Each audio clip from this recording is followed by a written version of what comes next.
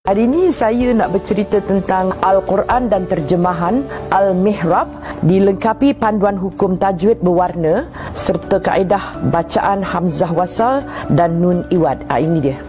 Besar kan? Tulisannya besar.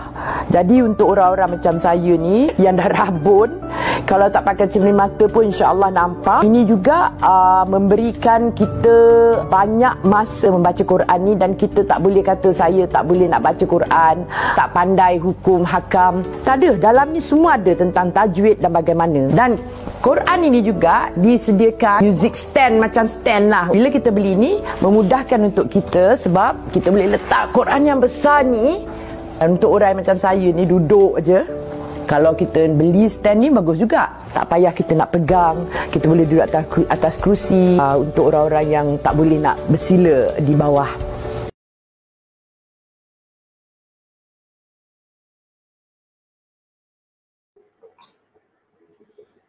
A'udzu billahi minasyaitonir rajim. Bismillahirrahmanirrahim.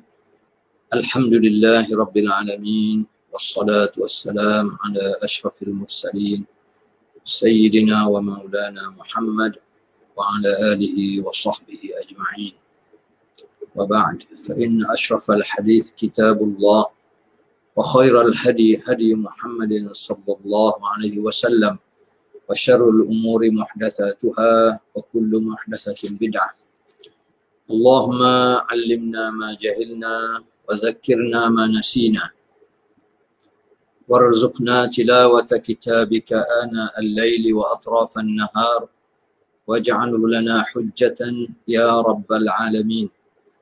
رب اشرح لي صدري ويسر لي أمري واحلل عقدة من لساني يفقه قولي. رب يسر ولا تعسر يا عليم علمنا من علمك ما ترضى به عنا ولا تؤاخذنا بما تعلمه منا. يا حليم خلقنا بخلق الحلم وحققنا بحقائق العلم. سبحانك لا علم لنا إلا ما علمتنا إنك أنت العليم الحكيم. Alhamdulillah, sekali lagi kita banyak-banyak bersyukur kepada Allah Subhanahu Wa Taala kerana dengan inayah dan rahmat daripada Allah, anugerah kehidupan ini, anugerah kesihatan, dan anugerah yang paling besar dan bernilai sebagaimana kita tahu, anugerah keimanan, anugerah keislaman kita, ketundukan kita, kepatuhan kita, ketaatan kita kepada segala arahan dan perintah daripada Allah, serta usaha kita untuk meninggalkan segala yang dilarang oleh Allah Subhanahu Wa Taala.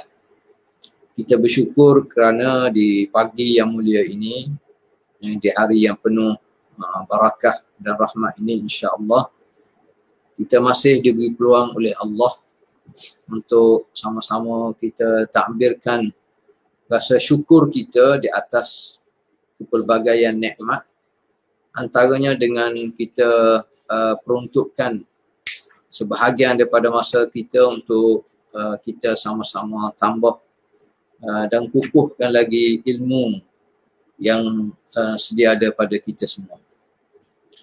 Sebagaimana kita tahu, pagi ini insya-Allah kuliah pagi Jumaat 9.30 pagi, kita teruskan tradisi budaya kita mencari ilmu, mencari kefahaman hakikat dan matlamat sebenar dalam kehidupan kita melalui ayat-ayat suci Al-Quran. Dan kita teruskan lagi pentafsiran kita berdasar kepada tafsir Al-Quran yang pernah ditafsirkan oleh almarhum Aidatul Guru. Dan pada pagi ini kita bermula dengan surah Al-Ma'un. A'udzu billahi minasyaitonir rajim. Bismillahirrahmanirrahim. Ara'aital ladzi yukadzibu bid-din. Tahukah engkau orang yang mendustakan agama, iaitu meliputi hari pembalasan. Fadzalikal ladzi yad'ul yatim. Orang itu ialah yang menindas serta berlaku zalim kepada anak-anak yatim. Wala yahuddu ala ta'amil miskin. Dan dia tidak menggalakkan orang untuk memberi makanan yang berhak diterima oleh orang miskin. Fawailul lil musallin. Kalau yang demikian dikira dari bilangan orang-orang yang mendustakan agama, maka kecelakaan besar bagi orang-orang ahli sembahyang. Alladzina hum an salatihim sahun. Iaitu mereka yang berkeadaan lalai daripada menyempurnakan sembahyangnya. Alladzina hum yura'un. Juga bagi orang-orang yang berkeadaan riak, bangga diri dalam ibadat dan bawaannya. Wa yamna'unal ma'un. Dan orang-orang yang tidak memberi sedikit pertolongan kepada orang yang berhak mendapatkannya. Alhamdulillah, itu secara umum, secara asas makna daripada surah Al-Ma'un. Kita tahu Al-Ma'un ni dalam bahasa Arab dia memberi makna bantuan ataupun pertolongan. Dan bantuan ini sebenarnya dia merangkumi keseluruhan segala manfaat, segala bantuan, segala pemberian kita dalam kehidupan sesama kita ini. Dan Al-Ma'un dia diterjemahkan kepada satu kalimah yang memberi makna yang lengkap, dan kalau kita nak khususkan dia lebih kepada manfaat berkaitan dengan barangan dapur. Kita kata kita bagi bantuan berkaitan dengan nak bagi periuk ke, nak bagi apa-apalah yang berkaitan dengan dapur kalau kita nak khususkan. Dan sebenarnya dia juga memberi makna umum sebagai bentuk pertolongan, sebagai bentuk bantuan walaupun sedikit pada pandangan umumnya, tetapi begitu bernilai di sisi Allah SWT dan begitu bernilai di sisi orang yang sangat memerlukan. Itu secara asasnya Al-Ma'un. Sebab itulah kalau kita tengok asal kalimah Al-Ma'un ni, dia juga memberi makna Al-Ma'. Antara makna Al-Ma'un ni adalah Al-Ma', air. Dan air ni kalau kita perhati, semua orang suka dan perlu kepada air. Perlu ni untuk kelangsungan kehidupan dia. Dia perlu ni kerana dia nak menghilangkan dahaga. Dan apabila sebut air ni, gambaran yang positif lah. Orang rasa seronok, orang sanggup habis duit yang banyak untuk pergi ke pantai, untuk pergi ke tempat-tempat air terjun, tempat-tempat yang menarik yang ada air. Itu contohnya, itu antara makna Al-Ma'un. Antaranya dia memberi makna Al-Ma'. Dia memberi makna segala benda yang baik. Dia memberi makna bentuk pemberian, ata dalam bahasa Arab. Dan dia juga memberi makna al-inqiyad wa ta'ah. Al-Ma'un juga dia berkaitan rapat dengan ketundukan kita, kepatuhan kita kepada perkara-perkara yang baik, khususnya arahan daripada Allah Subhanahu Wa Taala. Baik, dalam buku ni kalau kita tengok dalam muka surat 101, Tuk Guru dia mula dengan memberi makna kalimah Al-Ma'un ni daripada kalimah Ma'unah. Ma'unah dia memberi makna pertolongan. Dan kitanya di sudut bahasa, terutamanya di zaman teknologi sekarang ni, memang setiap bahasa sebenarnya, hatta bahasa Arab sendiri pun dia mengambil sebahagian daripada bahasa-bahasa lain.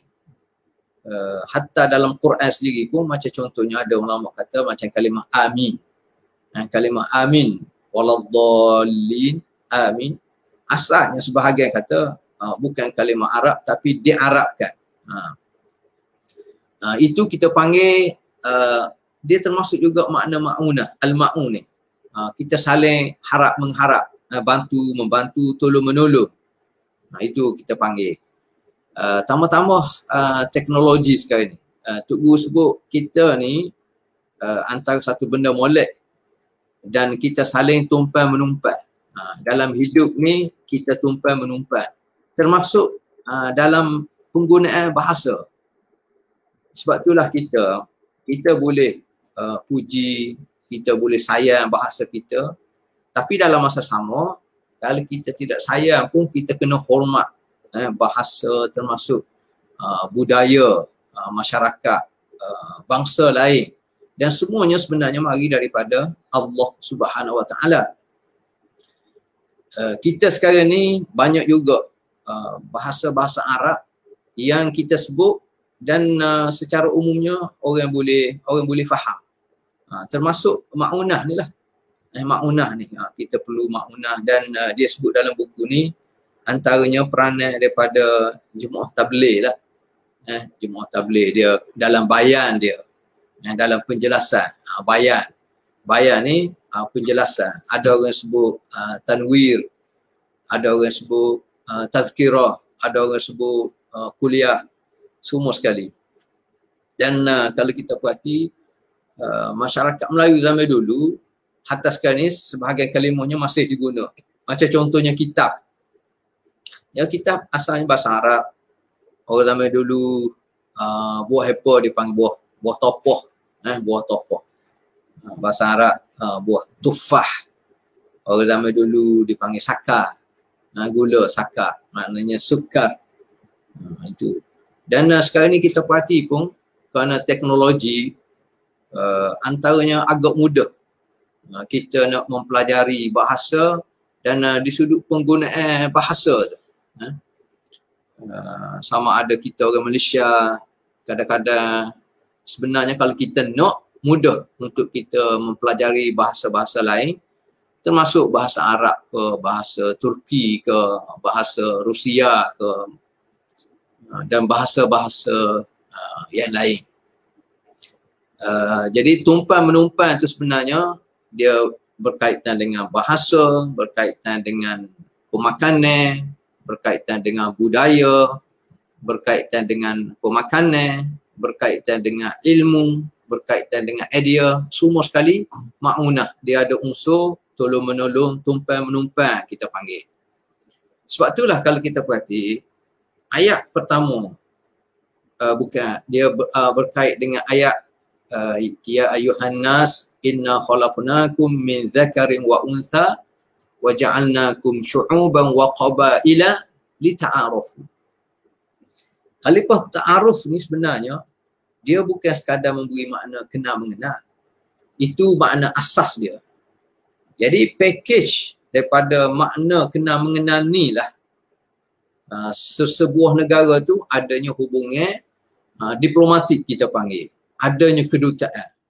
Kedutaan ni sebenarnya dia nak takbirkan ayat Allah Ta'ala lita'arafu. Apa kegunaan ada hubungan diplomatik antara sesebuah negara sehingga adanya kedutaan antara sesebuah negara? Antaranya nak kenal mengenal. Daripada kenal mengenal ni lah ada unsur hormat menghormati, ada unsur tolong menolong, ambil manfaat, tumpan menumpan.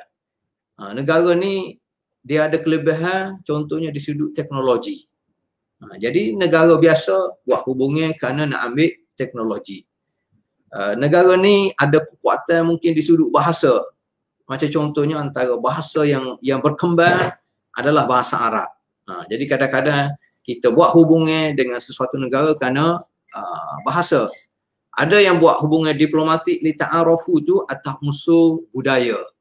Dan dia terkesan dengan pemakaian, terkesan dengan pemakanan, hubungan kerana ilmu dan kerana idea. Itu antara makna umum di sudut ma'unah. dan hubungan resmi antara negara yang kita panggil kedutaan ataupun diplomatik. Kalau hubungan kita biasa, rakyat biasanya kadang-kadang hubungan kerana pelancongan, kita nak pergi sesebuah negara kadang-kadang. Kita berurusan dengan individu tertentu, dengan organisasi, dengan syarikat tertentu kerana nak mudahkan urusan pelancongan antara negara dengan sesebuah negara, dan kadang-kadang hubungan perkahwinan, tamu-tamu sekarang ni di zaman moden ni terlalu mudah untuk kita ta'aruf, kenal mengenal. Kalau kita tengok dalam YouTube ke, dalam internet ke, ramai orang Malaysia kahwin dengan Tok Arab, kahwin dengan Tok Turki, kahwin dengan Tok Rusia, kahwin dengan orang luar lah. Yang pentingnya kalau kita orang Islam ni, selain daripada kita nak hubungan kekeluargaan, yang lebih penting maknanya kita kena jagalah di sudut asasnya, di sudut akidah kita tu, di sudut keimanan kita. Tidaklah kerana kita minat cinta pada seseorang nak jaga hubungan kekeluargaan, hubungan budaya sampai ke peringkat kita gadai akidah kita, itu tak kena lah. Tak betul lah, sebab kehidupan kita ni, kalau ayat ni pun, surah ni pun dia sebut ad-din, dia berkaitan dengan kehidupan kita di dunia dan kehidupan kita di akhirat. Kita kena ambil kira belaka lah. Baik, 102 tu ayat yang pertama, ara'aital ladzi yukadzibu bid-din. Diterjemah, wahai Muhammad, kamu sudah tengok ke? Kamu pernah tengok ke orang yang bangkit bohong dengan agama? Ini terjemah Tok Guru, bangkit bohong. Kita seorang yang beragama, tetapi tiba-tiba kita sendiri bertindak melawan agama kita. Ini dari satu sudut sebenarnya satu ilmu baru, satu kefahaman baru kita sebenarnya. Dan dia penting bagi kita orang yang beragama ni, orang Islam lah kita kata, kena fikir bahawasanya ayat ni tidaklah apabila kita kata kita ni orang Islam, kita ni terlibat dalam gerakan kebajikan, gerakan dakwah, maka kita ni baik segala-galanya. Tidak ada satu pun kelemahan dan tindak tanduk kita ni melencong daripada kehendak asal yang dikehendaki oleh Allah SWT. Macam mana kita nak tahu? Antaranya melalui ayat ni. Ara'aital ladzi yukadzibu bid-din.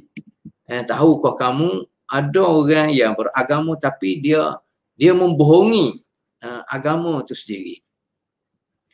Baik, dalam surah ni dia bermula dengan bentuk soalan. Bentuk soalan. Dan soalan ni sebenarnya dalam ayat Quran pun agak banyak. Dan kalau kita perhati pengajarannya, salah satu kaedah, salah satu cara, uslub untuk kita sebarkan ilmu, untuk kita beri kefahaman, untuk kita tunai tanggungjawab dan berkaitan dengan hak kita dan orang lain, dia dalam bentuk persoalan. Itu yang perlu kita faham.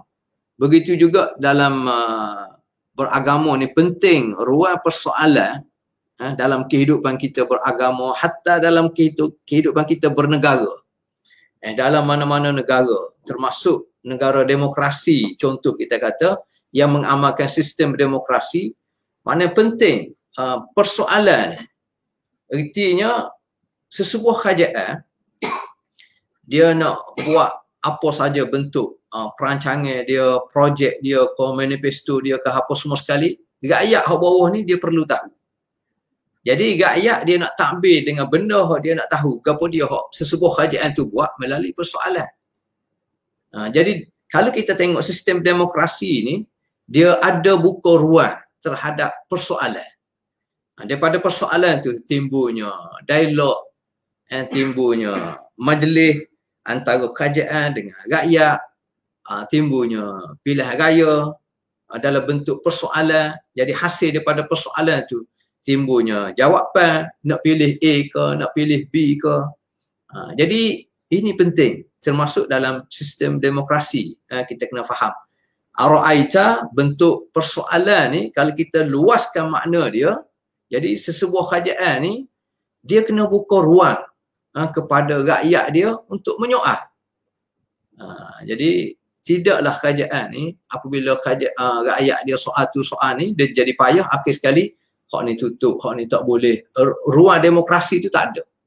Kalau negara macam ni negara bukan negara nak menuju negara yang maju bertamadun lah, tapi negara yang ada unsur bangkit bohong juga kita panggil. Baik, sebab itulah Tok Guru dia pun sebut dalam 102 ni bawah sekali tu, dia rajin sebut. Sebab mungkin kadang-kadang kita biasanya kita ngaji, kita dibagi tahu oleh guru kita tak boleh banyak soal. Kalau banyak soal ni maknanya orang tak ada adab. Itu salah satu, salah satu. Tapi salah satu yang lain juga, sudut yang lain juga, kena buka ruang soalan. Sebab ruang soalan ni menyebabkan orang lebih mudah untuk faham. Sebab apabila anak murid tanya pada guru, jadi guru tahu apa masalah anak murid dia, masalah gapo dia, hak dia tak faham. Cuma mungkin kadang-kadang kita termasuk hamba sendirilah, kadang-kadang kalau mengajar ni tak berapa nak buka soalan sebab takut tak boleh nak jawab. Jadi hak terbaiknya kalau tak boleh jawab kata Allahu'alam. Allah lah yang lebih tahu. Dan dia bagi motivasi sebenarnya untuk kita tambah lagi, cari lagi ilmu dengan persoalan tu. Dan Tok Guru memang suka sangat. Kalau dia mengajar ke apa dia ada soalan. Kita pun kena macam tu jugalah. Kita kehidupan berperibadi ke, kehidupan berorganisasi, hatta bernegara pun kena terbuka. Tak boleh takut pada rakyat ni. Kena didik berdialog, soal jawab apa semua sekali. Jadi Allah Ta'ala dia turunkan Al-Quran ni bertujuan untuk menyuruh manusia membaca dan menghayatinya. Banyaklah caranya bagaimana hendak menyuruh manusia itu tertarik dengan Al-Quran. Dia dipanggil uslubud dakwah. Orang yang mengaji ilmu, berkemping, ilmu berceramah, ilmu penyampaian, ini semua dipanggil uslub ad-dakwah. Sebab itulah kita tengok ayat pertama contohnya Iqra. Allah Ta'ala suruh baca.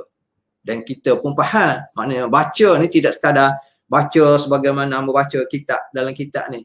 Baca tu dia memberi makna baca, dia memberi makna kaji, dia memberi makna dialog, dia memberi makna soal. Dan Quran tu sendiri, apabila sebut Iqra, baca tu, dia terlalu luas. Bukan hanya sekadar baca Al-Quran. Sebab kita tahu masa turunnya ayat Iqra, ayat Quran yang lain tak ada lagi. Jadi Allah Ta'ala nak suruh kita baca ke apa? Baca ayat-ayat Quran yang akan turun selepas pada ni. Baca tentang kehidupanmu tu sendiri. Tentang kesempurnaan. Yang mana Allah Ta'ala sebut, Allazi khalaqaka fasawwaka fa'adalak. Mu kena baca, mu kena kaji. Baca tentang penciptaan Allah yang begitu agung, yang begitu hebat ni. Dengan langitnya, dengan buminya, dengan airnya, udaranya, baca. Maknanya luah. Termasuk cara kita nak dapat ilmu dan kefahaman melalui persoalan. Dan antara kekuatan termasuk ayat-ayat Quran apabila dia mula dengan persoalan, macam contohnya ayat ni, ara'aita, kamu tidak tengok ke, kamu tidak perhati ke, kamu tidak tahu ke, yang menyebabkan kita ni beri fokus, dia beri tumpuan. Itu yang sebenarnya yang Allah Ta'ala nak. Allah Ta'ala nak supaya kita beri tumpuan lah. Dan kita pun bila kita baca, ara'aita, kamu tidak tengok ke, kamu tidak perhati ke, perhati apa dia? Maknanya kalau ayat ni seolah benda baru dalam kehidupan kita. Orang yang beragama tapi dia bakit bohong. Dia tidak percaya. Dia tidak, mana tidak percaya di sini maknanya tidak mengimani, tidak menghayati tuntutan agama itu sendiri. Itu antara makna ara'aita alladhi yukadzibu biddin. Muka surat 104 tu, mana ada orang terfikir bahawa ada orang beragama yang tiba-tiba hendak bangkit bohong dengan agamanya sendiri. Mana ada orang terfikir? Kita pun tak terfikir. Kan kita kata kita orang Islam, kan kita kata kita orang beriman, kan kita kata kita bawa dakwah apa semua sekali. Tapi kadang-kadang melalui ucapan kita, melalui tindak tanduk kita, melalui muamalat kita, melalui akhlak kita, Orang tak nampak gambaran kita ni betul-betul orang yang menghayati makna ad-din tu sendiri. Itu. Jadi ayat ni sebenarnya, baca ayat ni dia cukup untuk menjadi bahan muhasabah sebenarnya untuk kita semua. Terutamanya orang panggil puak-puak, tok-tok alim, ustaz, termasuk hamba lah, orang panggil ustaz juga. Untuk agamawan ni. Betul ke cara kita hidup dan berdakwah ni kena dengan kehendak Allah Ta'ala? Apabila kita baca ayat ni. Jangan cepat kita nak tuju pada orang. Tuju pada diri kita dulu. Muhasabah untuk diri kita. Betul ke tak? Cara kita sekarang ni, cara kita hidup, cara kita bermuamalah, cara kita berakhlak, cara kita nak sampaikan ilmu dan dakwah Allah SWT ni, betul ke tak? Ikut kehendak Allah Ta'ala. Ataupun kita sendiri termasuk orang yang bakit bohong agama Allah SWT. Sebab kita tahu ajaran yang dibawa oleh Nabi ni, dia berkait dengan akidah kita macam mana. Dia berkait dengan ibadat kita macam mana. Dia berkait dengan akhlak kita macam mana. Dia berkait dengan muamalah. Dia berkait dengan syariat. Dia berkait dengan keseluruhan kehidupan. Jadi setara mana kita ni ikut kehendak Allah Ta'ala. Setara mana kita ikut Al-Quran tu sendiri. Ini dia muhasabah lah. Dan ini cara bagaimana hendak memauk perhatian orang, sama ada ketika mengajar ke, ketika jual barang ke, ketika buat apa saja. Jadi kalau dalam buku ni Tok Guru bagi contoh, kita nak pamer Islam ni sebagaimana kita nak pamer barang kita. Orang nak nego, orang nak jual. Nak jual kuih ke, nak jual nasi ke, nak jual kereta ke. Pameran tu penting. Barang kita tu, barang bernilai. Kita nak jual cicing ke, kita nak jual apa-apa sajalah. Kadang-kadang dia berkait dengan iklan, dia berkait dengan cara pameran, dia berkait dengan bentuk iklan, kadang-kadang bentuk persoalan. Sebab itulah kadang-kadang kerana kesan daripada iklan tu, ramai orang tertarik dengan barangnya dia. Sama ada kita orang lelaki, kita orang puan, kita orang tua, orang muda, budak-budak kadang-kadang tertarik dengan barangnya tu hanya kerana faktor iklan. Tak pernah rasa pun kalau barangnya tu perlu dirasa, tak pernah rasa pun, tapi tertarik kerana apa? Kerana iklan. Jadi sebagaimana iklan ni penting, pameran ni penting untuk kejayaan satu-satu perniagaan, begitu juga dalam berdakwah. Cara kita nak sampaikan Islam tu, kita nak pamerkan Islam tu sehingga orang lain, orang Islam dia terus yakin dengan Islam, indahnya Islam. Apatah lagi non-Muslim. Dan dia tertarik sebagaimana yang Nabi SAW dan para sahabat tunjuk tentang keindahan Islam tu. Sehingga akhirnya ramai orang. Wa yadkhuluna fi dinillahi afwaja. Orang kalau boleh terima Islam ni berbondong-bondong. Kita ni muhasabah mana kita ni kadang-kadang puluh tahun dah kita kata kita terlibat dalam dakwah. Sejauh mana orang ni semakin kembali kepada Islam. Sejauh mana non-Muslim ni boleh menerima Islam sebagai satu hidayah, ataupun dia boleh terima dia sanggup tunduk bawah sesebuah organisasi, sebuah negara yang melaksanakan Islam kerana dia yakin keadilan Islam itu sendiri. Ini muhasabah lah. Kita yang terlibat dalam amal-amal kebajikan, dalam taklim, dalam dakwah, dalam kadang-kadang muhasabah untuk kita, kadang-kadang kita abai tanggungjawab kita kepada anak-anak kita, kepada isteri kita. Kita berdakwah tapi kita kecek bohong, kecek nipu semua. Tubik je daripada mulut kita, orang tahu dah nipu selalu. Tapi kecek bak Islam. Ini muhasabah. Tak amanah dalam kerja kita. Kita tidak amanah dalam kerja kita. Kita berusaha dengan orang, kita hutang, tak payah hutang. Contohnya, kita pinjam barang orang, kita tak atas barang orang. Kita kerja dengan mana-mana syarikat, pengurusan, fail kita. Kita terlibat dalam riba, kita terlibat dalam rasuah, tapi kita kecek bak Islam.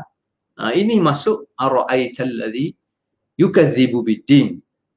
Cuma kalau kita nak fokus antaranya apa dia gambaran makna orang yang membohongi agama ni, orang yang bakit lawak, bakit bohong agama ni?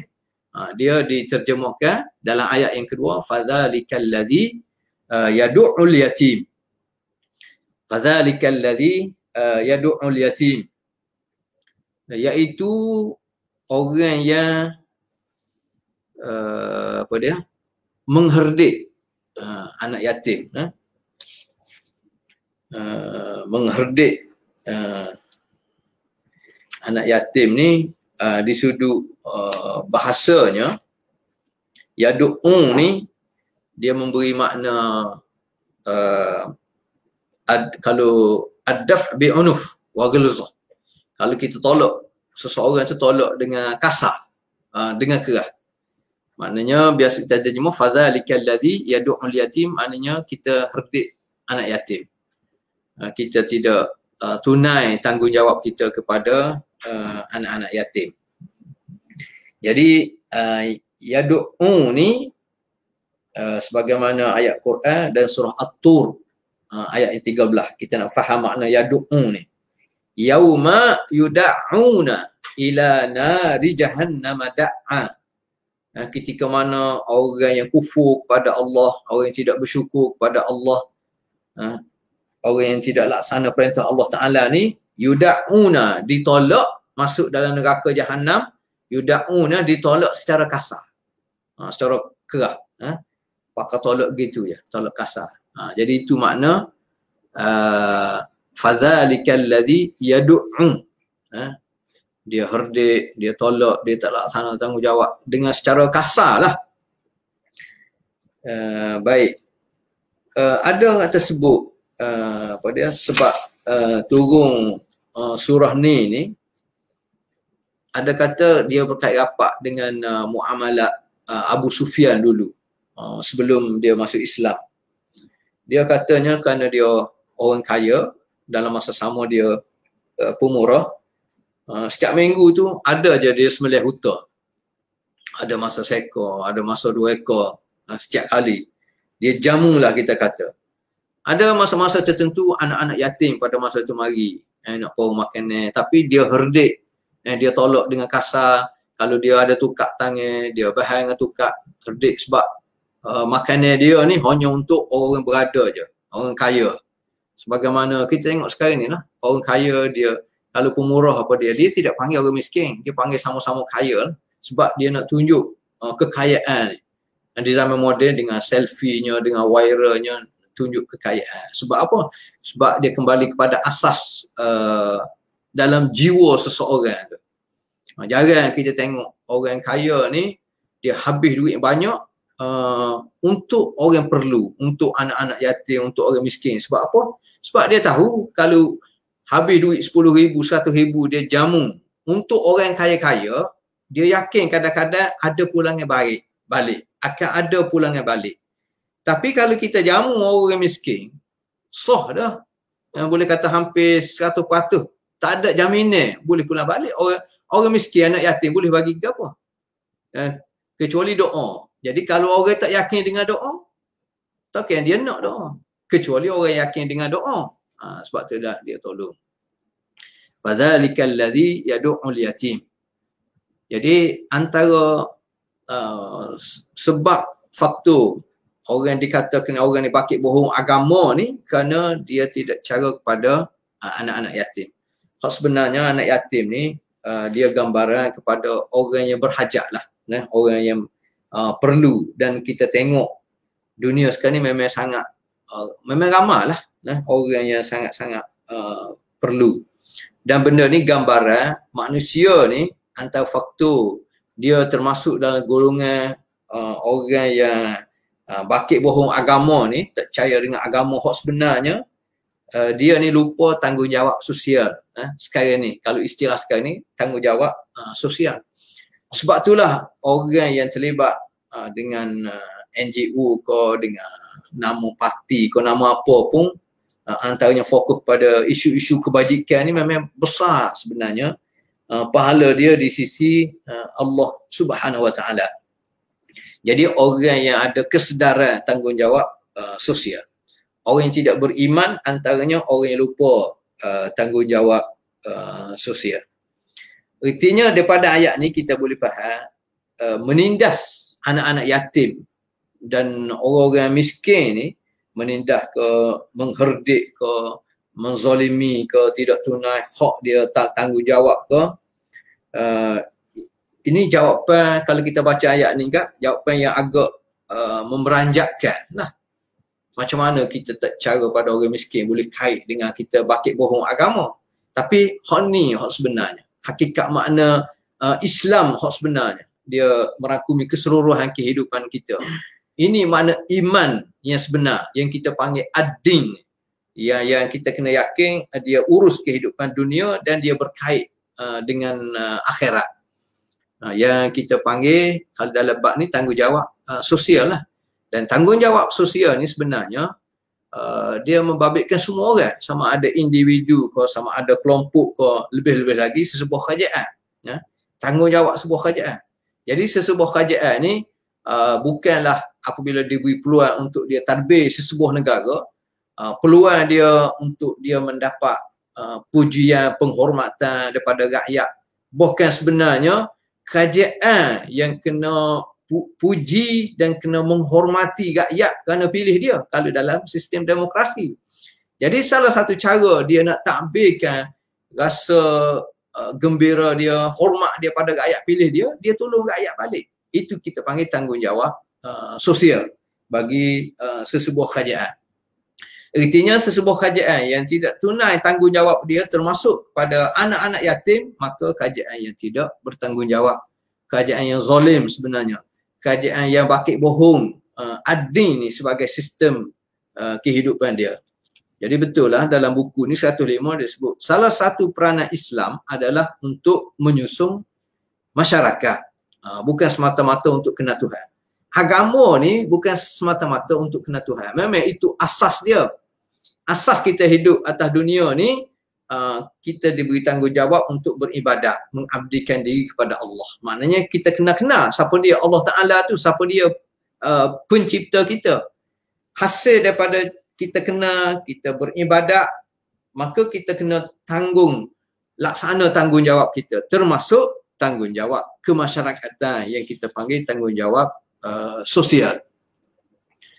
Dan sebab apa kita perhati anak yatim ni perlu kepada pembelaan. Ya, disebut dalam buku ni dia berkaitan dengan kehilangan tempat bergantung. Kita tahu kadang-kadang kita ni kita kurang terasa sebab mungkin kita tidak terlibat. Kita besar dah 40-50 tahun, ayah mak kita ada lagi contohnya. Tapi kalau kita tengok kehidupan orang lain ataupun kadang-kadang kena pada diri kita sendiri, maknanya kita membesar tu ayah dah tak ada contohnya, tak ada tempat pergantungan. Itu besar. Jadi dalam kehidupan ni kalau kita perhati, kita tak boleh nafi unsur tempat dia nak curahkan kasih sayang, tempat untuk dia dapat kasih sayang, unsur bermanja, kasih sayang dalam kehidupan ni.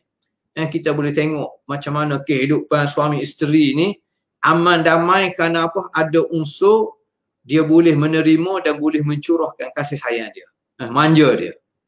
Hubungan ayah mak dengan anak-anak, hubungan dengan kawan-kawan, macam mana kita berkawan ni, rasa suka, rasa seronok apabila kita boleh curahkan kasih sayang kita dengan hati yang tulus ikhlas. Macam mana hubungan sesama kita yang kita sebut orang Islam ni innamal mu'minuna ikhwah. Kita boleh rasa pada nikmat keimanan melalui ukhuwah Islamiah tu sebenarnya. Kalau kita boleh rasai, maknanya benarlah. Tapi kalau kita tak boleh rasai, maknanya ada benda tak kena sama kita orang Islam. Begitu juga macam mana kita nak curahkan kasih sayang kita ni kepada semua manusia yang Allah Ta'ala minta, yang Islam minta. Apabila sebut je manusia, maka dia adalah makhluk yang dimuliakan oleh pencipta, iaitu Allah Ta'ala. Bukan dimuliakan oleh manusia, bukan dimuliakan oleh mana-mana organisasi atas dunia. Tetapi apabila sebut je manusia, automatik dia mulia. Kenapa? Kerana dia dimulia oleh pencipta dia, iaitu Allah Ta'ala. Tak kira warna kulit, hatta tak kira agama dia. Kita boleh curah kasih sayang kita tu kepada semua manusia. Dan begitu juga Islam mengajar kita, curah kasih sayang kita ni bukan hanya kepada manusia tetapi kepada makhluk Allah SWT secara keseluruhan. Cuma ayat ni dia fokus kepada anak yatim. Jadi kefahamannya kita boleh faham daripada situlah.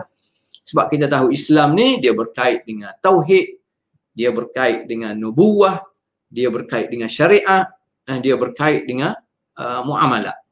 Selain menuntut kita mentauhidkan Allah dan bernabikan Nabi Muhammad, Islam yang didatangkan ke dunia ini juga menuntut kita supaya menghayati ajaran Nabi Muhammad SAW, termasuklah mengambil tahu masalah sosial dan masalah persekitaran. Sebab itulah bila kita semaya, kita diajar duduk dalam saf. Dan kita tengok, hatta dalam semaya pun ada unsur cakna kemasyarakatan ni. Kita kena pastikan sebaik-baiknya, semulianya, sebelum tikmil akad takbir tu, pastikan dulu saf penuh yang pertama. Dan saf tu lurus. Maknanya kita tengok kiri, kanan seboleh-bolehnya. Dan itu sebenarnya yang diajar dalam Islam. Nak menunjuk kepada kita Islam ni dia cakna kepada diri kita dan orang lain, persekitaran. Jadi tak betul sebenarnya kalau kita kata tak secara tepi kain orang. Tak betul. Maksud tepi kain orang tu, kalau kita cara benda yang mengaibkan, memang tak boleh lah. Kita duk cari tepi kain orang, cari kelemahan dia. Kita nak mengumpat ke, kita nak mencarut ke, itu tak boleh. Tapi jaga tepi kain orang ni nak pastikan kita dan orang lain semuanya sepatutnya kembali kepada Allah Ta'ala. Ini dituntut dalam Islam. Itu gambaran. Hatta dalam semaya pun, dalam kita berada dalam satu saf pun, mesti kita kena cakna. Tengok kiri kanan sebolehnya, supaya penuh saf pertama, supaya lurus dan tidak renggang. Tidak renggang. Sebab apa? Sebab renggang ni, Nabi pun sebut. Contohnya dalam hadis bawah tu, muka surat 6 tu, sufu rusu sufufakum wa qaribu bainaha wa hadhu bil a'naq fa walladhi nafsi biyadihi inni la ara syaitan yadkhulu min khalalis saffi ka'annaha al hadath. Maknanya kalau kita perhati betul-betul, antara faktor kita tidak khusyuk kerana apa? Kerana dalam semaya pun kita nak keselesaan diri kita. Kalau boleh kiri kanan kita ni tak sentuh, tak rapat. Kita fikir hak kita, hak zahir. Kita tidak fikir saf juga dia berkait dengan faktor khusyuk. Jadi nak khusyuk antaranya kita kena rapat. Dan yang masalah lagi sebab kita tidak nampak. Nabi kata kalau tak rapat ni syaitan boleh main, boleh ganggu. Dia dalam bentuk gambaran anak kambing duk gemari-gemari. Yang menyebabkan kita secara sedar tak sedar kita terganggu dalam semaya kita.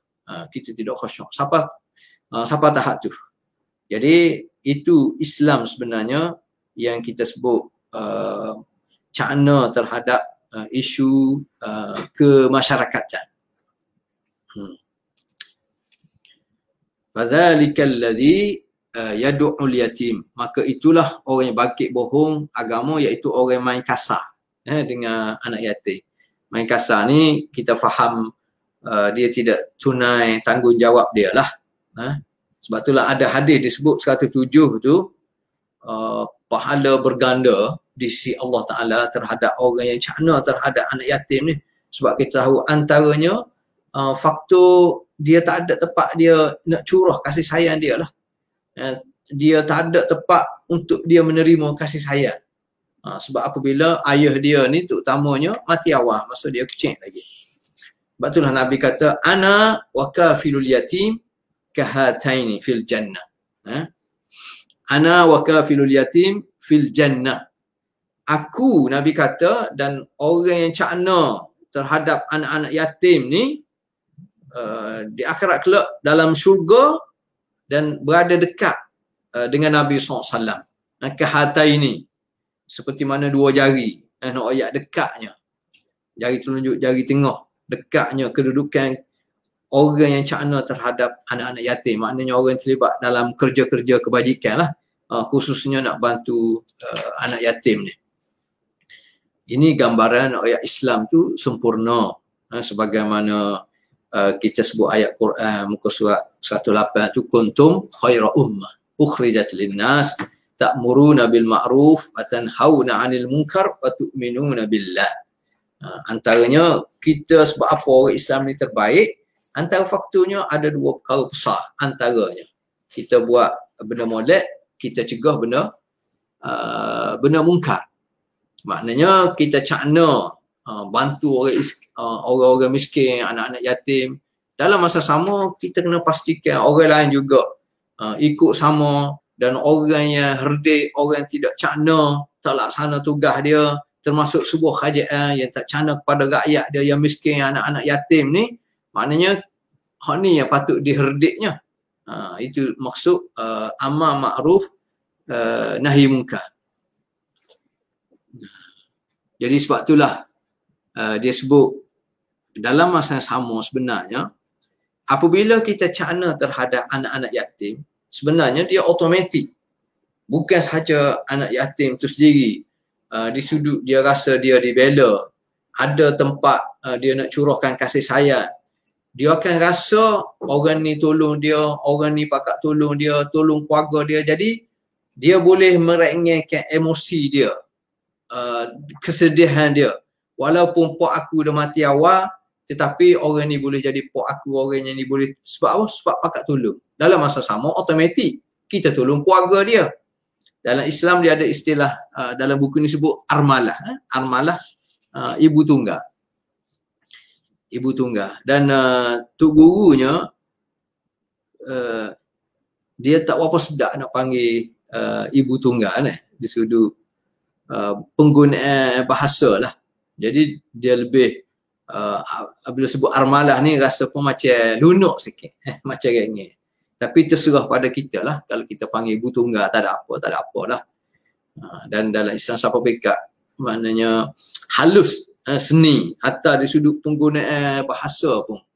Kita sekarang ni kadang-kadang tak tahulah anak muda istilah macam contohnya kita panggil orang gila ni, gila. Anak-anak muda lah ni sedap gila. Kita mula-mula dengar tu rasa macam mana boleh guna, sedangkan gila ni maknanya orang tak ada akal. Orang yang kadang-kadang dia kata orang gila je yang percaya. Contohnya kalau dia buat perjanjian, dalam mana-mana perjanjian ke, dalam mana-mana organisasi ke, dia nak meyakinkan benda ni contohnya tidak akan berlaku. Jadi dia sanggup kata, maknanya orang gila je boleh percaya benda ni. Maknanya sebab gila ni berat sangat. Gitulah. Terserah pada masing-masing lah. Sebab kita tahu dalam buku ni 110 kita anak yatim ni kita perlu selia, kita perlu bimbingan, kita perlu beri kasih sayang, dan tolong anak yatim ni bukan sekadar hanya pada pemakanan sahaja. Dia merakumi keseluruhan lah. Makan minum dia, tempat tinggal dia, masa depan dia di sudut pendidikan, di sudut kesihatan, semua sekali. Jadi kita hak individu ni buat mengikut kemampuan kita lah. Kalau kita ada banyak, kita bagi cara banyak. Kalau kita ada sikit, kita bagi cara sikit. Kemudian dalam masa sama kita kena maklum juga kepada orang lain supaya sama-sama bantu. Sebab orang miskin ni kalau dalam muka surat 110 tu, Tok Guru beri contoh dia macam pokok.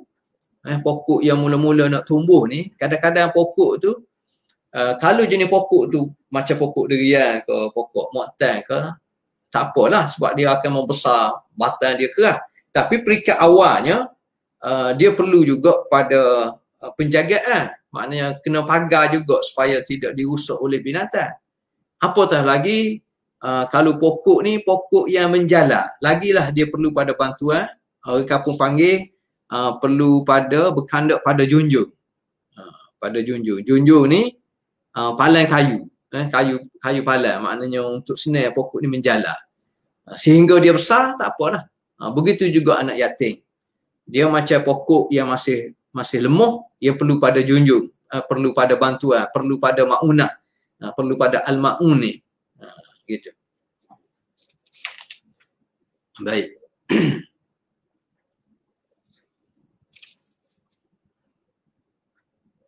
Seterusnya,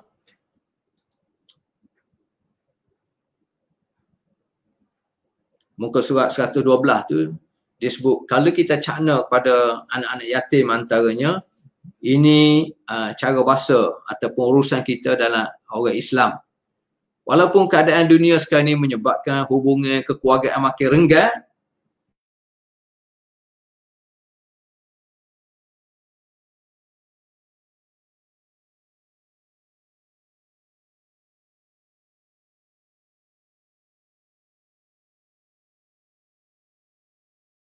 dunia lah secara umumnya, ramai orang miskin yang terbiar. Kerana apa? Kerana ialah manusia asasnya jauh daripada Allah Ta'ala, jauh daripada keimanan dia, rasa tanggungjawab dia, lebih pada fikir tentang material, tentang kebendaan semata-mata. Maknanya mu miskin sebab mu malah. Itulah jawapan mudah kita lah. Tetapi Islam ni sebenarnya tidak macam tu. Jadi kita kena kembalikan semula rasa tanggungjawab tersebut. Hatta nak jaga perasaan anak yatim ni, sebagaimana dalam buku ni 112 tu pengen bawah sekali tu, contohnya cara kita nak layan anak-anak miskin ni, anak-anak yatim. Kalau contohnya kita ni tak ada kemampuan keuangan, kebendaan, contohnya kita beli barang-barang untuk keluarga kita letak dalam bako ke apa semua sekali, seboleh-bolehnya kalau kita lalu depan rumah dia, maknanya kita kena pastikan dia tidak nampak barang tersebut. Sebab anak-anak ni kalau dia tengok ais kering ke, coklat ke, kuih ke, nasi ke apa ke, mana perasaan dia? Perasaan kita, setara kita orang tua pun kadang-kadang kita rasa terliur, kita rasa nak. Apatah lagi budak-budak, anak-anak, dia tak tahu apa, dia tengok, dia nak. Jadi kalau dia anak yatim, mak tak mampu nak bagi, sedangkan dia tengok rumah orang ni, rumah sebelah orang ni, ialah zaman dulu kan, zaman dulu. Maknanya orang lalu, sekarang ni mungkin sebab semua orang kereta terus masuk pagar, tapi timbul juga isu selfie sekarang ni. Tunjuk selfie hari ni makan ni, hari ni makan kedai ni, hari ni makan ni. Jadi orang miskin termasuk anak yatim pun dia pun ada juga handphone sekarang ni walaupun miskin kadang-kadang. Jadi walaupun kita tidak tunjuk, tetapi kita tunjuk melalui teknologi moden. Tunjuk selfie. Hari ni makan ni. Kadang-kadang bukan setakat orang luar, anak yatim. Kita adik-beradik ni kadang-kadang. Kita adik-beradik ada 5 orang. Adik-beradik ada 17 orang contohnya. Ada kemampuan di sudut kewangan, ada hak tak ada. Jadi kalau kita tidak pandai nak jaga hati, perasaan adik-beradik kita, kaum kerabat kita terdekat, apatah lagi anak yatim orang yang perlu, setiap hari kita duk tunjuk. Hari ni pergi kedai ni, hari ni makan ni, hari ni macam-macam. Jadi perasaan tu. Jadi Islam ni begitu halus dan begitu berseni kita kata. Nak jaga. Begitu je yang tu sebutlah. Fadzalikal ladzi yad'ul yatim wala yahuddu ala ta'amil miskin. Dan begitu juga dia sendiri main kasar dengan anak yatim dan juga tidak menimbulkan semangat pada orang lain untuk sama-sama menolong orang miskin. Bukan sekadar dia mengherdik anak yatim, usaha untuk dia menyedarkan masyarakat contohnya supaya sama-sama bantu orang miskin ni pun tak ada juga. Itu maksud wala yahuddu, beri galakkan, sama ada melalui ucapan ke, sama ada melalui tindak tanduk ke, melalui ikutlah zaman sekarang ni dengan viral ke, dengan apa-apa yang seolah kita tunjuk bahawasanya kita ni cakna kepada orang fakir miskin dan kita beri galakkan kepada orang kaya, orang yang berkemampuan ni supaya beri bantuan pada fakir miskin. Dia termasuk dalam tanggungjawab sosial kita panggil. Ada disebut hal tunsaruna wa turzaquna illa bidu'afaikum. Kadang-kadang orang yang kaya ni, orang yang berkemampuan ni, dia kena yakin bahawasanya kadang-kadang kekayaan dia, kemudahan, kenikmatan dia perolehi ni, dia berkait rapat dengan du'afa ni, orang fakir miskin ni, orang lemah ni. Kenapa? Kerana orang lemah contohnya tolong doa. Orang lemah lah yang jadi pengawal kepada dia. Orang lemah lah yang tolong masak pada dia, tolong basuh pakaian dia. Orang lemah lah tolong bantu apa yang dia nak. Kadang-kadang orang kaya, orang berkedudukan ni, dia tidak semua tempat dia kena pergi, nak pergi belakang. Masa dia terhad, nak isi borang tu, nak sesalkan. Maknanya kadang-kadang orang lain tu kebanyakannya orang miskin, orang du'afa. Jadi kalaulah orang kaya dan berkedudukan ni fikir macam tu, maknanya akan lahir dalam hati dia tu perasaan tumpai menumpai, perasaan tolong menolong antara satu sama lain. Ini maksud dalam ayat wala yahuddu ala ta'amil miskin. Sebelum ni kita baca ayat berkaitan dengan al-abrar. Al-abrar. Kalau dalam surah Al-Insan tu ada sebut. Sifat orang al-abrar ni, orang baik, orang jujur, orang yang suka tolong orang, orang yang suka berbakti, taat, ibadat pada perintah Allah Ta'ala. Wa yut'imuna at-ta'ama ala hubbihi miskinan wa yatiman wa asira. Sifat dia. Suka beri makan, suka beri pertolongan kepada orang miskin, anak yatim. Wa asira ni orang yang terpenjara, maknanya orang yang berhajat lah, orang yang perlu kepada bantuan. Dalam surah Al-Fajr disebut kalla balla tukrimuna al-yatim wala tahadduna ala ta'amil miskin. Orang yang akan mendapat balasan kemurkaan daripada Allah Ta'ala antaranya mereka tidak memuliakan anak yatim dan tak ada usaha untuk memberi galakan kepada diri dia dan orang lain bantu orang miskin. Dalam surah Al-Muddathir ada disebut Al-Muddathir, tengok ayat yang ke-42. Ma salakakum fi saqar. Apabila masuk dalam neraka seorang tu, jadi orang tanya sebab apa mu ni boleh masuk neraka? Qalu lam naku minal musallin. Yang pertama dia kata aku ni tak semaya masa duduk atas dunia.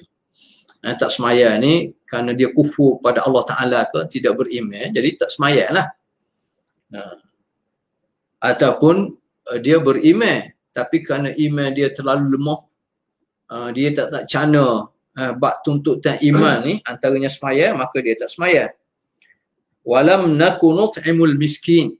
Dan antara faktor aku masuk neraka ni, aku duk perhati antaranya kerana aku tak beri makan kepada fakir miskin. Wa kunna nakhudu ma'al khaidin. Dan masa aku duduk atas dunia ni, aku lebih suka duduk dalam suasana yang laga, dalam majlis yang laga, yang penuh dengan kita panggil hiburan yang melalaikan. Itu wa kunna nakhudu ma'al khaidin. Wa kunna nukadzibu biyaumiddin. Dan secara umumnya kehidupan kami ni, kami mendustai hari agama, hari pembalasan. Hatta atana al-yaqin. Sehingga datang kepada kami keyakinan yang sebenar, iaitu al-maut, iaitu kematian. Mari mati, baru sedar. Jadi masa tu tak ada faedah apalah. Jadi antara faktor manusia masuk neraka Allah Ta'ala ni kerana dia tak semaya dan dia tidak cakna kepada fakir miskin. Jadi Amal rasa cukup dululah untuk Ada soalan, Ustaz. minggu ni. Ada soalan. Ada soalan. Jadi walaupun ayat dia pendek tapi tak sempat habis. Minggu ni kita sambung minggu depan lah. Ada soalan ke? Ada rezeki ke berapa?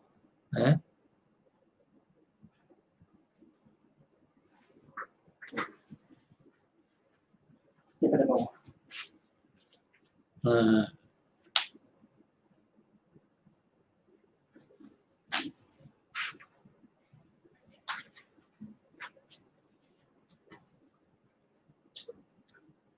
ada kawan tanya, semasa peristiwa terlaknatnya Iblis tidak mahu sujud pada Nabi Adam, sang Iblis telah tertipu, sedangkan si Iblis sendiri memang penipu. Soalannya, Ustaz, ialah siapakah yang lebih licik serta jahat daripada Iblis? Kamu sendiri tak faham soalan.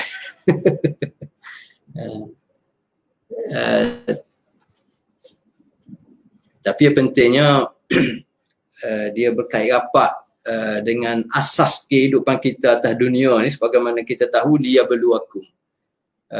Allah Ta'ala nak uji kita.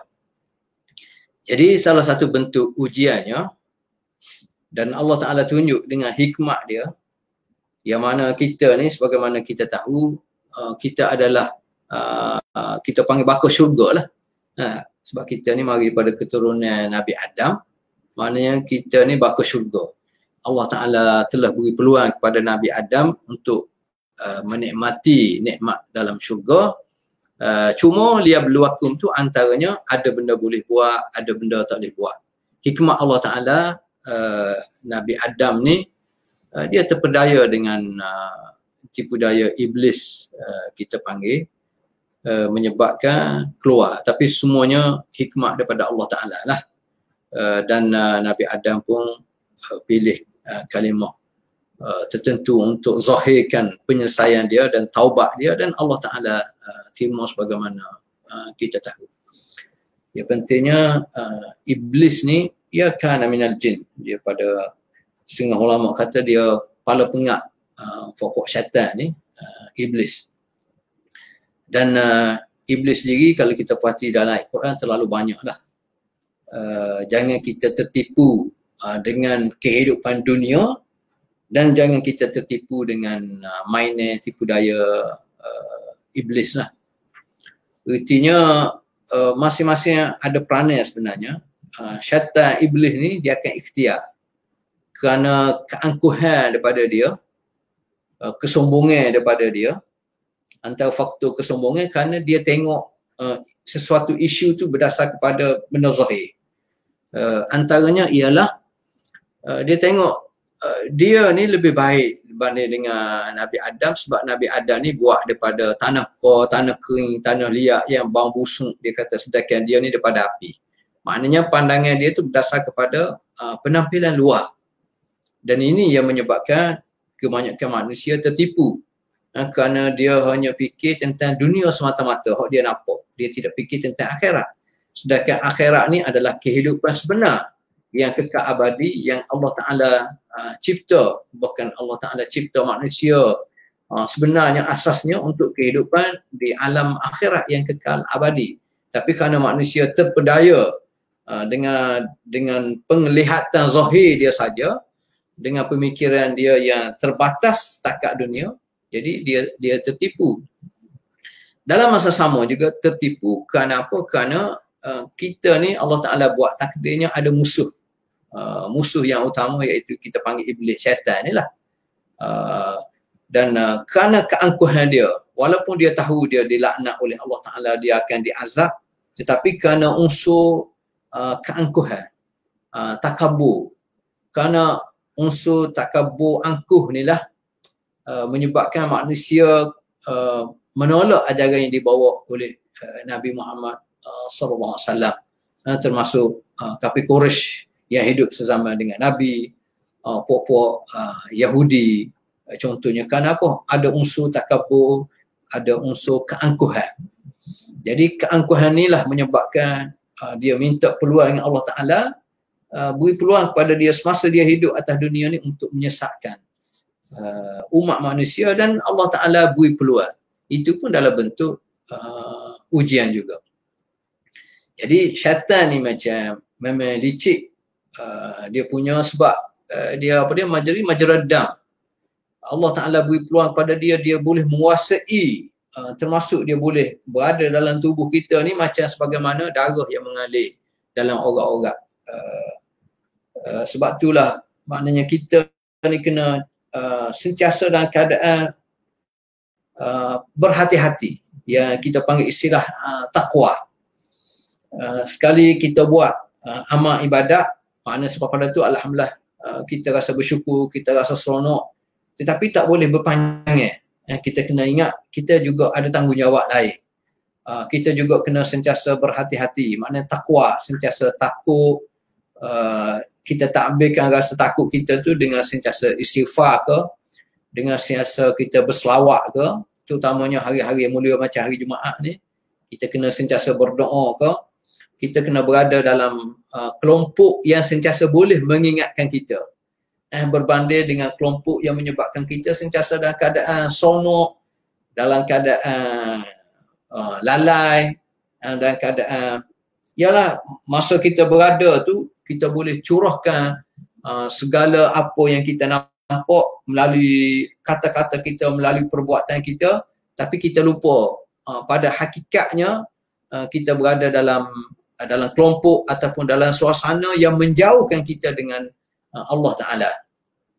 Sebab itulah kita tengok abrar ni contohnya yang kita ada kaji sebelum ni, dan orang yang sentiasa taat, patuh kepada perintah Allah Ta'ala, dia sentiasa cari dalam apa saja ruang, sama ada dia buat ibadat khusus ke ataupun dia buat ibadat umum, macam dia kerja dengan kerajaan ke, dia kerja sendiri ke, dia pergi tolong orang ke, dia buat apa saja, maknanya dia pastikan supaya asasnya sebagaimana ayat sebab pada ni kita akan baca minggu depan insya-Allah, dia berkait dengan hati kita sebenarnya. Kita buat ni kita tidak riak, kita buat ni kita tidak buat kerana unsur kebendaan, kerana kita nak menjadikan ibadat ni sebagai salah satu cara untuk kita mendapat kemasyhuran dan untuk mendapat pulangnya kekayaan, contohnya sebagaimana yang dilakukan oleh orang yang tidak ikhlas sebenarnya. Artinya kita kena sentiasa perbetulkan hati kita, nurani kita, jiwa kita. Dalam masa sama, kita tahu kita ada musuh, iaitu daripada kalangan kita sendiri, minal jinnati wan nas. Jadi kadang-kadang syaitan ni, iblis ni memang kita tahulah dia begitu leceh. Manusia sendiri pun kadang-kadang manusia yang kufur kepada Allah, manusia yang munafik, manusia yang fikir semata-mata hidup atas dunia, dia sanggup buat apa saja. Dan kita sebenarnya kalau kita perhati dalam kehidupan kita ni termasuk dengan sebab kita tahu an-nafs, sebagaimana kita tahu innan nafsa la'ammaratun bisu. Innan nafsa la'ammaratun bisu. Kerana nafsu kita ni dia mudah terdorong nak buat kejahatan. Sebab itulah kalau kita perhati, orang kata, dan kita pun boleh tengok kadang-kadang dalam filem, contohnya dalam drama, sebab apa antara faktor orang tak dapat sangat manfaat kebiasaan lah. Ada yang kita boleh manfaat daripada filem, daripada drama ke apa semua sekali, tapi kebanyakannya orang tak dapat manfaat kecuali pada masa tu. Hiburan yang manusia dapat hanya pada masa tu, tetapi sebab pada tu habis. Sebab apa? Antara faktornya kerana watak-watak yang menjiwai dalam satu-satu filem atau drama tu, kalau kita perhati, watak jahat ni dia lebih menonjol, dia lebih hidup, yang menyebabkan orang seronok tengok watak jahat, dan akhir sekali orang suka ikut watak jahat tu. Kerana apa? Ya, dari satu, kerana apa? Kerana manusia ni mudah, kita sendiri pun nak buat jahat ni mudah. Nafsu kita pun mudah mendorong kita buat jahat. Dan orang yang apabila diminta, kita tidak salah pada pelakon tu lah, kita tidak salah pada pelakon. Secara umumnya kita kata, secara umumnya kalau kita sendiri pun, kalau kita nak watak jahat ni agak mudah. Sama ada perbuatan kita ke, kata-kata kita ke, perancangan kita ke, mudah. Jadi orang lebih tertarik, lebih mudah nak buat benda jahat berbanding dengan watak baik. Watak baik ni sebab kadang-kadang kita nak menjiwai watak baik ni kerana kita tidak buat. Contohnya kita sendiri ke tak kira siapa lah. Jadi pelakon ni dia melakonkan watak secara umum. Tapi Amor tidak salah pada pelakon. Amor cerita ni secara umum. Kita sendiri pun kalau kita diminta untuk melakonkan watak baik dalam keadaan kita sendiri tidak baik, contohnya memang susah. Macam kita buat-buat. Jadi itu antara faktor yang jadi payah kita nak buat kebaikan. Itu salah satu cara. Artinya atas kita sendirilah macam mana untuk daripada masa ke masa dengan ilmu, dengan kefahaman, dengan ikhtiar daripada kita, dengan doa daripada kita supaya kita ni sesuai dengan pertambahan umur kita, nikmat kehidupan yang Allah Ta'ala masih beri kepada kita untuk kita buat kebaikan secara berterusan. Wallahu a'lam. Hamba rasa setakat tu dulu. Wabillahi taufiq wal hidayah. Wassalamualaikum warahmatullahi ta'ala wabarakatuh.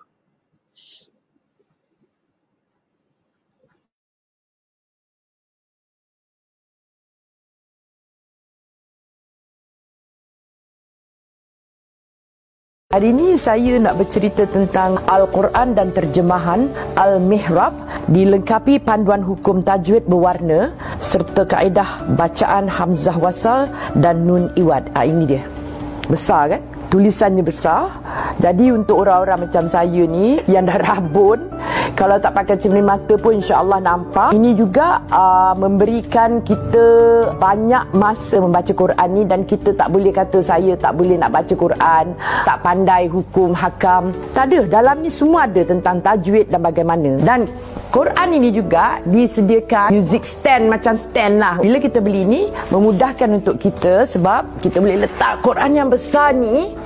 Untuk orang macam saya ni duduk je, kalau kita beli stand ni bagus juga. Tak payah kita nak pegang, kita boleh duduk atas kerusi. Untuk orang-orang yang tak boleh nak bersila di bawah.